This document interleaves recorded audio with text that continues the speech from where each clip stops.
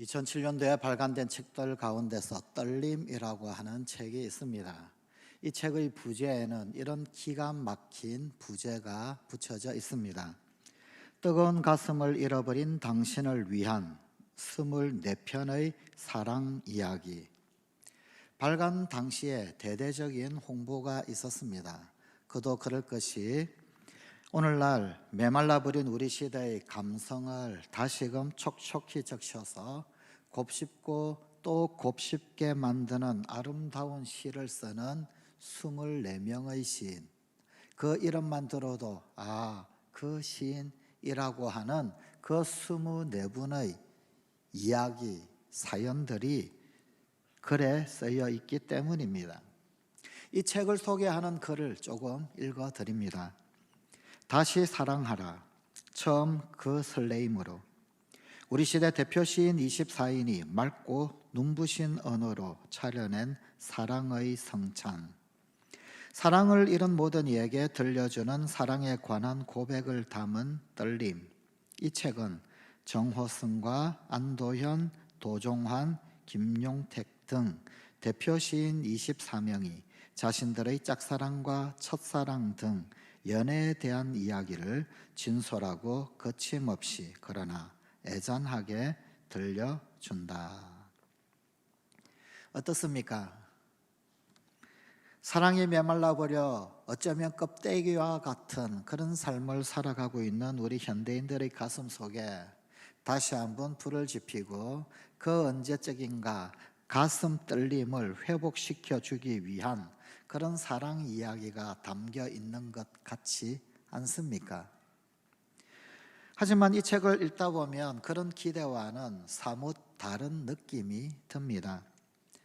물론 받아들이는 독자들에 따라서 다를 수도 있고 또 혹은 이 글을 쓴 그들이 감수성 예민한 문학가들, 특별히 시인들의 글이다라고 하는 것을 감안하면 혹 이해해 줄 만도 할 법합니다.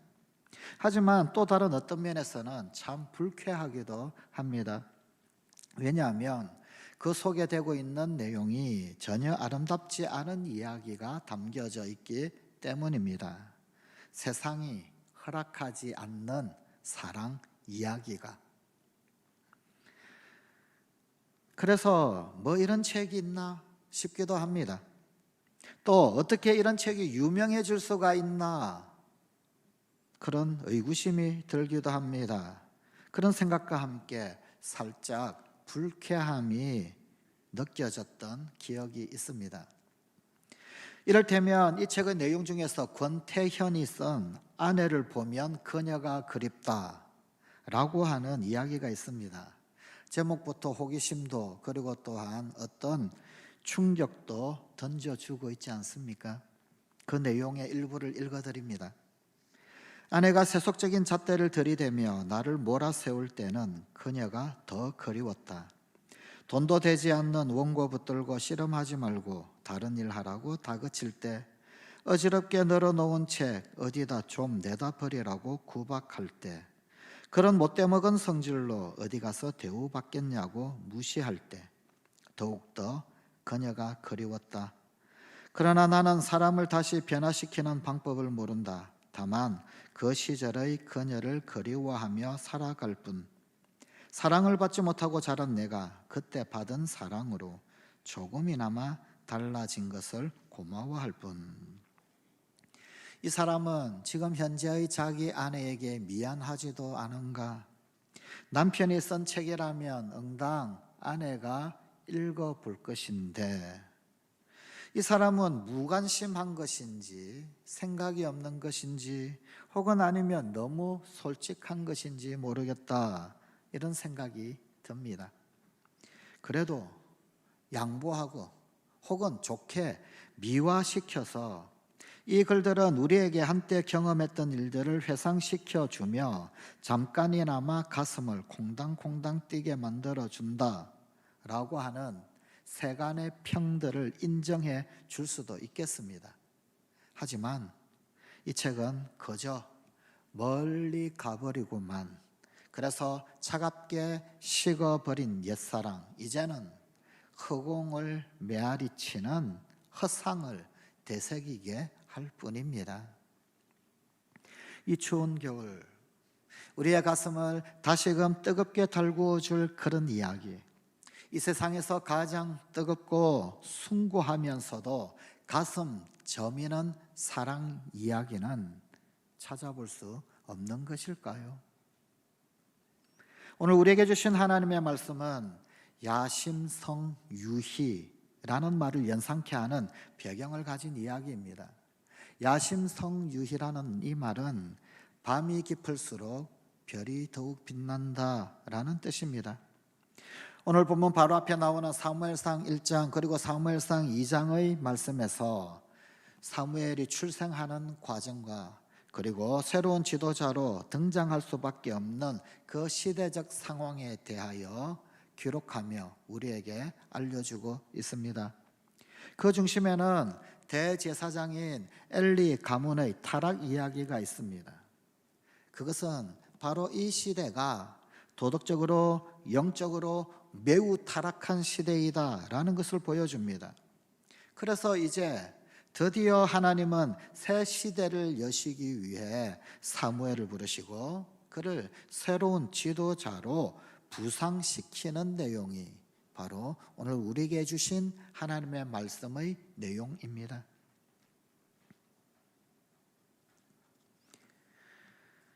이렇게 사무엘이 부상할 때 그때는 도덕적으로 그리고 영적으로 매우 타락한 시대였습니다. 하지만 그 이면에는 하나님께서 새로운 역사를 이끌어갈 칠흑같이 어두울 때 반짝반짝 빛나는 별을 준비하고 계셨던 것입니다. 사무엘은 캄캄한 시대에 더욱 빛나는 별로 뜨는 하나님의 부름받은 사람이었습니다. 어린 소년 사무엘이 부모를 떠나서 성전에서 생활하고 있었습니다. 그날도 주어진 일을 마치고 이제는 잠자리에 들 시간이 되어서 하나님의 궤가 있는 여호와의 전 안에 누웠습니다. 하나님의 등불은 아직 꺼지지 않고 있었습니다. 희미한 불빛이 성전 안을 비추고 있을 뿐입니다. 그런데 그때 지금까지는 전혀 경험해 본 적이 없는, 한 번도 겪어보지 못했던 희한한 일이 일어났습니다. 사무엘아 하는 음성에 이 소년은 벌떡 일어나서 엘리 제사장에게로 달려갔습니다. 하지만 엘리 제사장은 부르지 않았다라고 합니다. 이 일이 몇 번이나 반복됩니다. 그리고 그 후 엘리는 혹시 이 사무엘을 하나님이 부르시는 것이 아닌가라고 생각하며 사무엘에게 충고를 합니다. 그러자 하나님이 다시 나타나셔서 사무엘에게 장차 될 일을 가르쳐 주셨다라는 내용이 오늘 우리에게 주신 하나님의 말씀의 내용입니다. 그런데 혹시 눈치를 채셨는지 모르겠습니다. 오늘 본문 말씀에 유독 반복되게 등장하는 그 어떤 단어가 있습니다. 혹시 아시겠습니까? 혹시 발견하실 수 있으시겠습니까? 그 단어는 다시라는 단어입니다. 여기 이 다시라고 번역된 말은 히브리어로 야사프라고 하는 말을 사용하고 있습니다. 이 야사프라고 하는 말, 이것을 다시라고 번역한 것 틀린 것 아닙니다. 맞는 번역입니다. 하지만 히브리어의 원래 뜻에는 조금 부족한 듯 하는 부분이 있습니다. 이 야사프라고 하는 이 단어는 본래 그저 단순한 반복만을 의미하는 것이 아닌 단어입니다.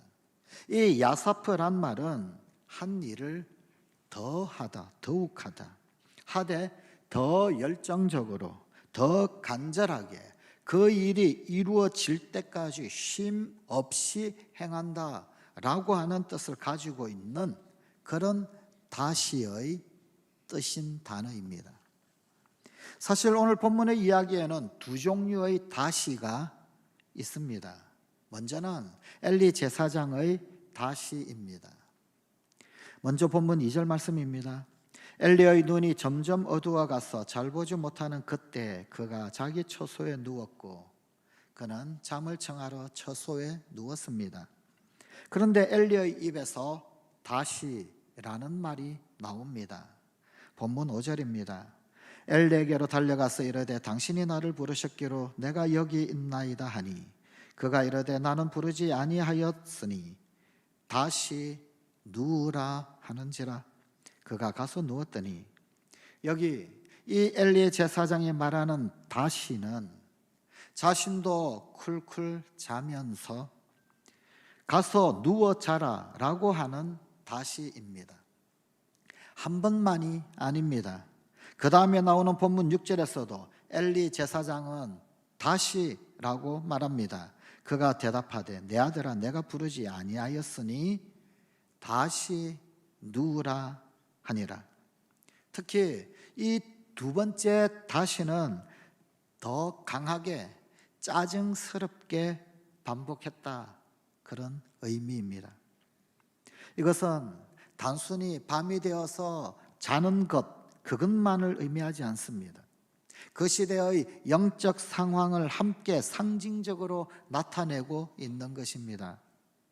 깨어 있어야 할 지도자인 엘리 제사장이 영적으로 깊은 잠에 빠져 있었던 영적 암흑 시대였던 것을 보여줍니다. 그래서 오늘 본문 1절은 이렇게 말씀하고 있는 것입니다. 아이 사무엘이 엘리 앞에서 여호와를 섬길 때에는 여호와의 말씀이 희귀하여 이상이 흔히 보이지 않았더라. 하나님의 말씀이 희귀했습니다. 이상도 흔히 보이지 않았습니다. 이런 것이 너무나도 당연한 일이 되고 말았습니다. 그런데 또 하나의 다시가 있습니다. 엘리 제사장의 다시를 뚫고 계속하여 들리는 또 하나의 다시, 즉 하나님의 다시입니다. 본문 6절입니다. 여호와께서 다시 사무엘을 부르시는지라. 이미 이전에 하나님은 사무엘을 부르셨습니다. 그리고 또다시 부르셨다. 또 계속되는 본문 8절입니다. 여호와께서 세 번째 사무엘을 부르시는지라. 이 다시는 자고 있는 사무엘이 누우면 다시 깨우고 또 깨우시는 다시입니다. 여기 지금 엘리 제사장의 다시, 그리고 하나님의 다시, 이 다시가 팽팽히 맞서고 있습니다. 그런데 엘리 제사장의 다시는 세 번 만에 꼬리를 내리고 맙니다. 본문 9절입니다. 엘리가 사무엘에게 이르되 가서 누웠다가. 이전까지는 두 번이나 엘리 제사장은 다시 누워라, 다시 누우라 라고 이야기했습니다. 그러나 이 세 번째에는 엘리가 사무엘에게 이르되 가서 누웠다가. 그가 너를 부르시거든 내가 말하기를 여호와여 말씀하옵소서 주의 종이 듣겠나이다 하라. 엘리 제사장은 더 이상 다시라고 말하지 못합니다. 하나님의 끈질긴 다시에 압도당했기 때문입니다. 하나님은 사무엘을 끝까지 부르셔서 마침내 당신 자신을 나타내셨습니다. 본문 10절입니다. 여호와께서 임하여 서서 전과 같이 사무엘아 사무엘아 부르시는지라. 사무엘이 이르되 말씀하옵소서 주의 종이 듣겠나이다 하니. 전과 같이 또 다시 부르셨습니다. 뿐만 아니라 본문 바로 뒤에 있는 사무엘상 3장 21절의 말씀입니다. 여호와께서 실로에서 다시 나타나시되 여호와께서 실로에서 여호와의 말씀으로 사무엘에게 자기를 나타내시니라. 그리고 사무엘에게 장차 될 일을 알려주시고 들려주십니다. 여기서 우리는 다시 나타나셔서 갈수록 더 강하게, 더 끈질기게, 더 열정적으로, 더 간절하게 이루어질 때까지 쉼 없이 행하시는 하나님, 야삽 하시는 하나님을 보게 됩니다. 이것이 바로 하나님의 다시, 그것은 하나님의 사랑입니다. 하나님은 한 번만 택한 주의 자녀들 부르고 마시는 것이 아닙니다. 한 번 택한 주의 자녀들, 그들을 포기하지 않으시고 끝까지 찾아오셔서 다시 그 음성 들려주시며 축복을 더하시는 하나님이십니다. 사람들의 사랑, 혹 낭만, 의지, 젊음, 계획 등등등. 그러나 그 모든 것들은 반복하면 반복할수록 엘리의 다시처럼 점점 약해지고 희미해져 갑니다. 한때 사랑의 열병을 알아보지 않은 사람이 어디에 있겠습니까? 그러나 그렇게 술람미 여인과 열렬히 사랑에 집착했던 솔로몬, 그도 나이가 들어가면서 정욕도 점점 쇠하여져 간다라고 수레하며 고백합니다. 전도서 12장 5절입니다. 또한 그런 자들은 높은 곳을 두려워할 것이며 길에서는 놀랄 것이며 살구나무가 꽃이 필 것이며 메뚜기도 짐이 될 것이며 정욕이 그치리니. 이제는 낡아 힘없어 메뚜기조차도 짐이 되는, 그렇게 모든 정욕이 다 사라져버리고 그쳐버리는 그런 때가 오더라. 이는 사람이 자기의 영원한 집으로 돌아가고 조문객들이 그리로 왕래하게 됨이니라. 그야말로 모든 것이 점점 약해지고 점점 희미해져 가는, 혹 음악 용어를 빌려서 쓰자면 데크레센도입니다. 그러나 하나님의 다시는 시간이 흘러도 변치 않습니다. 아니, 오히려 점점 더 강해집니다. 하나님의 다시는 그래서 크레센도입니다. 하나님의 다시의 사랑은 믿음의 조상 아브라함에게도 나타났습니다. 창세기 12장 2절의 말씀입니다. 내가 너로 큰 민족을 이루고 내게 복을 주어 내 이름을 창대하게 하리니 너는 복이 될지라. 창세기 22장 17절의 말씀입니다. 내가 내게 큰 복을 주고 내 씨가 크게 번성하여 하늘의 별과 같고 바닷가의 모래와 같게 하리니 내 씨가 그 대적의 성문을 차지하리라. 또 다시 말씀하신 창세기 24장 1절입니다. 아브라함이 나이가 많아 늙었고 여호와께서 그에게 범사에 복을 주셨더라.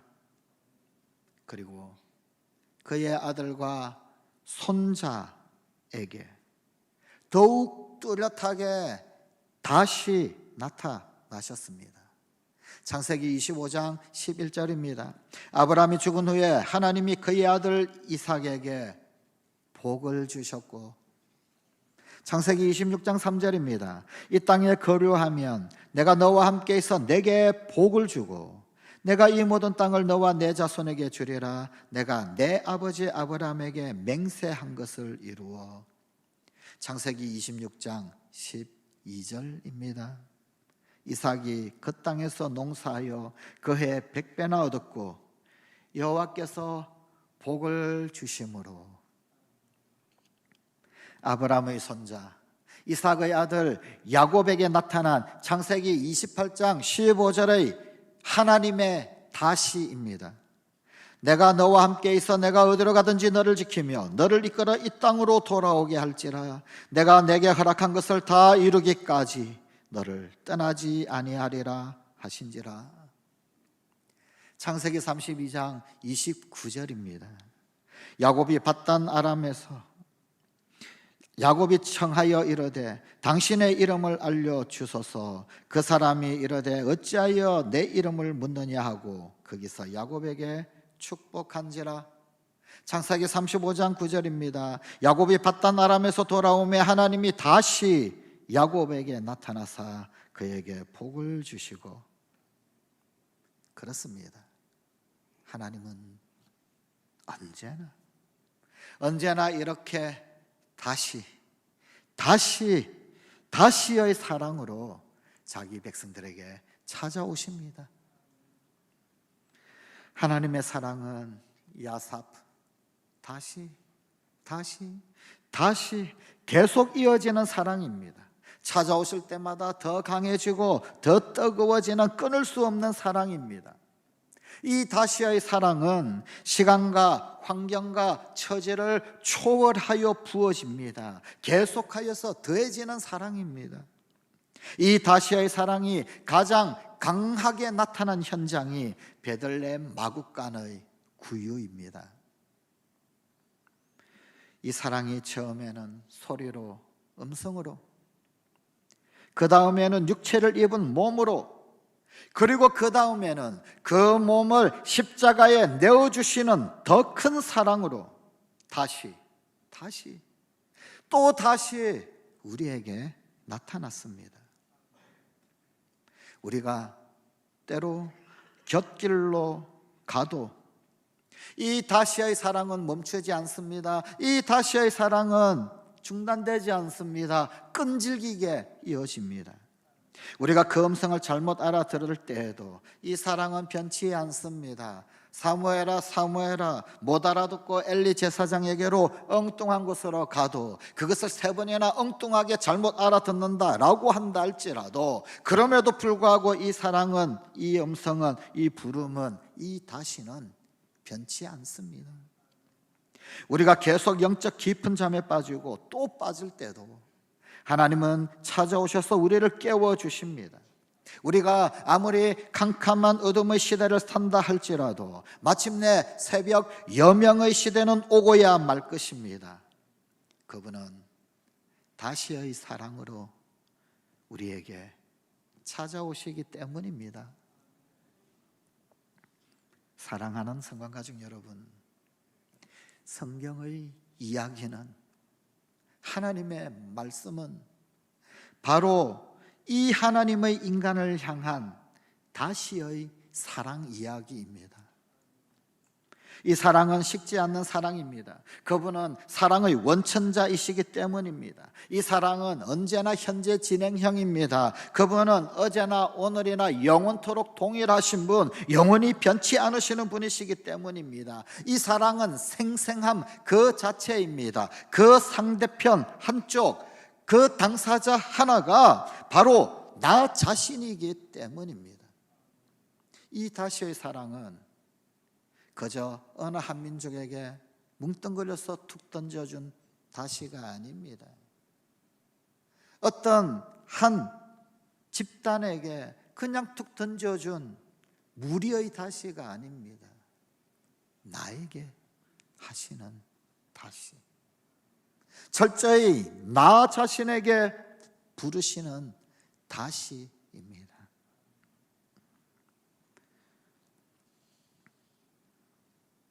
그러므로 성경의 이야기만큼 떨림을 회복시켜 주는 이야기는 없습니다. 우리를 향한 그분의 사랑을 다시 한번 확인하면서 이 사랑의 떨림이 가슴 깊숙한 곳에서 회복되는 은혜, 사랑의 원천자이신 주님을 만나는 은혜를 누리는 성관가족이 되십시다. 어쩌면 오늘 우리가 살아가고 있는 이 시대는 캄캄한 시대, 어두움의 시대일는지도 모릅니다. 아무것도 할 수 없다 하는 것이 될 턱이 없다, 앞이 보이지 않는 것 같아, 혹 그런 시절일는지도 모릅니다. 그러나 그 캄캄한 어둠의 시대에도 하나님은 다시 우리를 부르십니다. 다시 사무엘아 부르십니다. 다시금 성광아라고 부르십니다. 다시금 이 나라 이 민족을 향하여 대한민국아 라고 부르십니다. 그리하여 밤이 깊으면 깊을수록 새벽이 더욱더 가까이 옴을 다시 부르시고 또다시 부르시는 음성으로 어렴풋이 알게 하십니다. 아무리 어두워도, 마침내 새벽은 밝아올 것이고 새 시대를 열어가시는 하나님의 사랑의 부르심은 결코 중단됨이 없습니다. 우리 사랑하는 성관 가족들에게 오늘 또다시 이 부르시는 음성, 다시의 음성이 새록새록 새겨져 7번 넘어질지라도 8번 또 일어나는 우리 성관 가족이 되십시오. 기도하십시다. 하나님,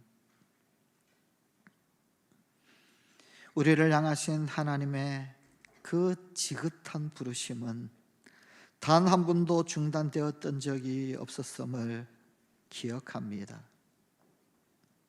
그러나 왠지 주님의 음성이 가물가물거리며 또한 그 음성 기억에서 잊혀져 가는 듯한 그런 시절을 우리가 살아가고 있음을 고백합니다. 하나님의 부르심이 중단된 것이 아니요 우리의 귀가 어두워졌고 우리의 마음이 닫혔기 때문임을 다시 한번 깨달으며 이제 우리 주님의 음성 듣기를 원합니다. 우리 주님의 부르심을 우리 심장 속에 새기기를 원합니다. 이 나라, 이 백성, 이 민족이, 이 땅의 교회들이, 특히 우리 사랑하는 성관 가족들이 다시 부르시는 주님의 음성을 듣게 하여 주시옵소서. 새 시대를 여는 하나님의 사랑 가득히 담게 하시고, 그러므로 이제 캄캄함에서 벗어나 새벽을 향하여, 저 혁명을 향하여 또다시 일어서는 우리 성관 가족들이 되게 하여 주시옵소서. 예수님 이름으로 기도드리옵나이다. 아멘.